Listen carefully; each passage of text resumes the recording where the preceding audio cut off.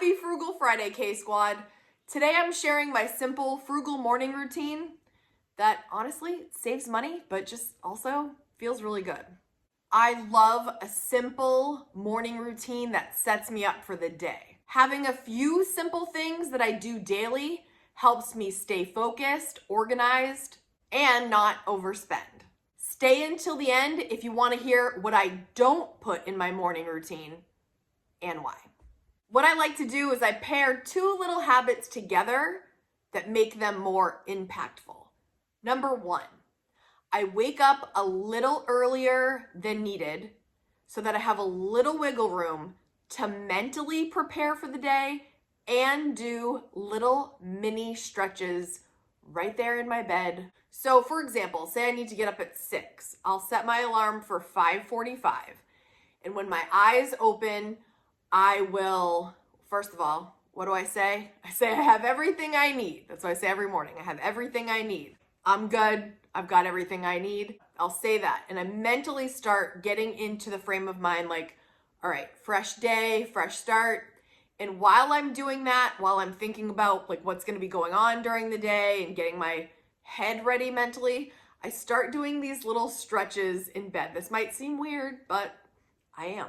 So I start doing, you guys know I'm a dance teacher also, so maybe this is natural for me, maybe not as natural for everyone else, but think about that, because sometimes when you get up, guys, your body feels rickety. You know what I mean? It feels like you've been sleeping forever, or maybe you slept funny. So I start to circle my wrists, I circle my ankles, circle my head a little bit.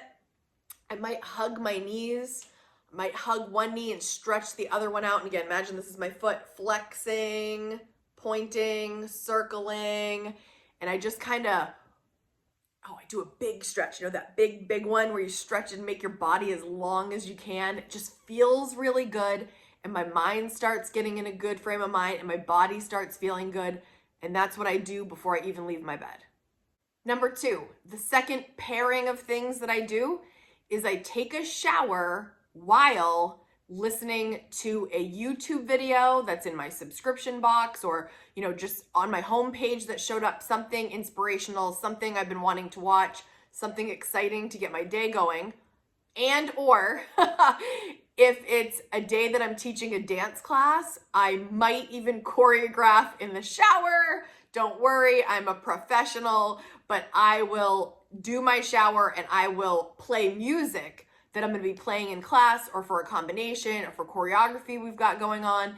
And I will go over the music and start creating choreography. So I really put all my time to use, like good use. You got to shower anyway, right? Like when we wake up, like let's go back to step 1 for a second. We've got to wake up. You've got to do it. So you might as well do it in a way that's going to make you feel good and put you in the right state of mind, right? Now, most people are going to shower, get ready for the day. So while I'm doing that, I'm also pairing it with something pleasurable, like listening to a video I want to, or start to move my body and choreograph and be prepared for later in the day when I'm going to need it.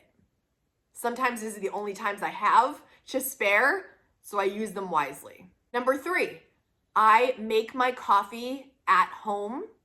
And while I drink that coffee, I will do my 5 to 10 minutes of personal finance, and I will also brainstorm YouTube videos and or might respond to comments. So that might be sometimes when you get some comments at some odd hours, maybe that's when I'm up doing that.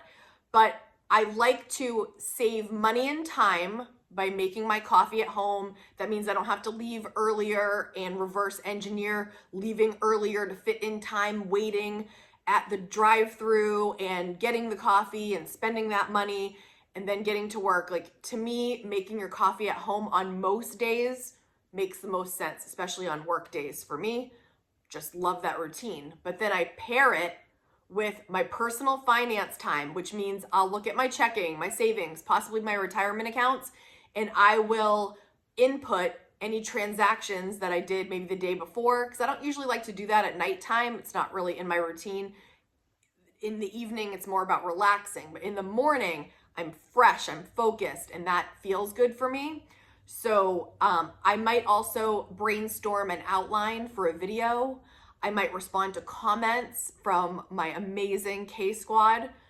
In the morning is my most creative time. Now, this is completely switched since having a child. Back in the day when I was child-free, I would be up until 2 in the morning, choreographing, dancing, cutting music. Like, that used to be me. Now, friends, I cannot stay up that late, and I can't create for the life of me at night anymore. It's like I've checked out. So the morning time is that fresh, productive, exciting, clean slate moment where I can get the most of my creativity done.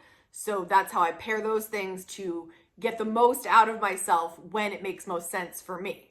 Number 4, I pack our lunches at home while chatting with Kaden about what's gonna happen that day. So I will make his lunch, I'll make my lunch, put it all together, and I'll be like, hey, you've got school obviously till this time. After school, we have this. Or, hey, we've got nothing after school today. Is there anything you'd like to do? That kind of thing. I like to check in. Hey, what's going on in school today? Is there anything special? Because sometimes like they have, a certain event or something. We want to get excited about it. So we'll talk about those things in the morning. So I like to pair something I can do kind of mindlessly, making the lunch, putting the lunches together. I've usually prepared ahead of time and I'm just assembling it because I like it freshly assembled in the morning. And then adding a meaningful conversation with my son in the morning so we're both on the same page. And he really responds well to predictability and knowing what's ahead. And honestly, so do I. So that's kind of like our little meeting time in the morning. It gets us on the same page and really sets us up for success. Number 5, I leave the house a little earlier than I need to if the morning goes accordingly. And while we are on the way there, we talk about positive things for the day.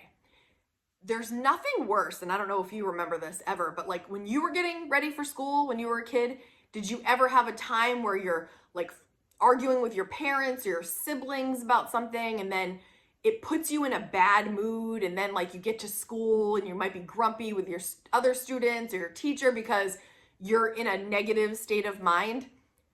I really believe strongly that it's very important to start your day on a positive note. I'm not trying to be all rainbows and sunshine every minute of the day. Obviously, that's not possible for most of us, but if you can set that tone for a positive, enthusiastic, like something to look forward to in the morning kind of tone, that is how I like to start the day.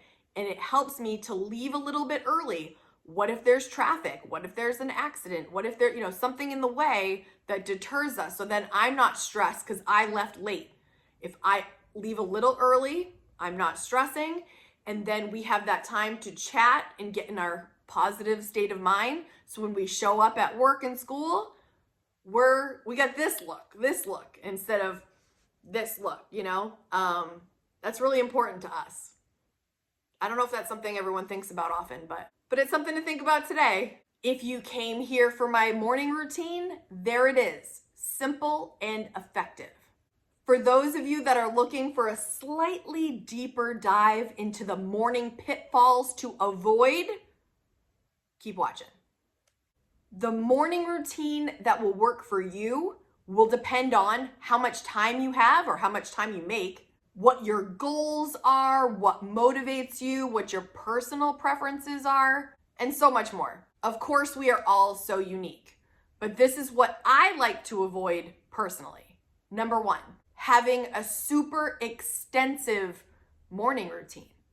An extensive morning routine often turns into the opposite of what the morning routine was intended for.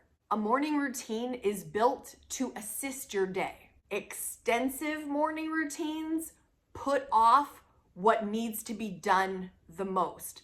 So just keep that in mind. You don't have to put in 50 things in your morning routine before you start your day. You're just putting off what really needs to be done. I think the morning routine, again, is built to assist our day, to get us in the right headspace and move us along. But when you make that thing so many steps that it actually impedes on the productivity of your day, that might be too long of a routine. I don't want that. And you probably don't want that either. Number 2, another thing to avoid in your morning routine is starting to believe that if you miss a step or you didn't do the full thing, that you're doomed for the rest of the day. You want to have some flexibility in your morning routine because not every day is going to be exactly the same, and we don't want to feel like we can't go about our day or the whole day is messed up if we miss a step or we do it a little bit differently.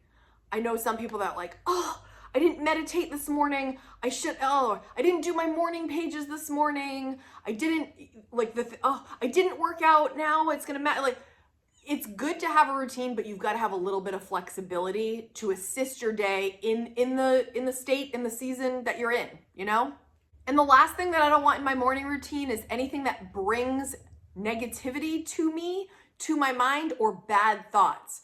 So maybe scrolling through some of your social media and looking at everyone's updates and stuff might trigger like maybe some FOMO, fear of missing out, or maybe you see your ex in there or your friends got together without you. Like, maybe that's not the best thing you want to look at first thing in the morning.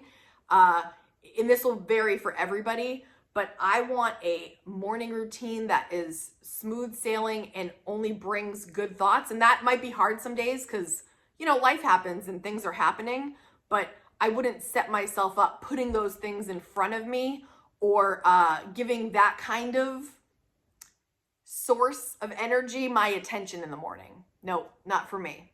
Now is your turn. The K-Squad loves to share in the comments so we can all get the best ideas, or maybe you guys say something that we've just never thought of before, you know, because you guys are all unique. Please leave a comment on something you do in the morning that really adds value to your day, that either just feels amazing or helps save you money. Because on this channel, we talk about frugal living, budgeting, and saving money. If you're not subscribed yet, hit subscribe so you never miss a video.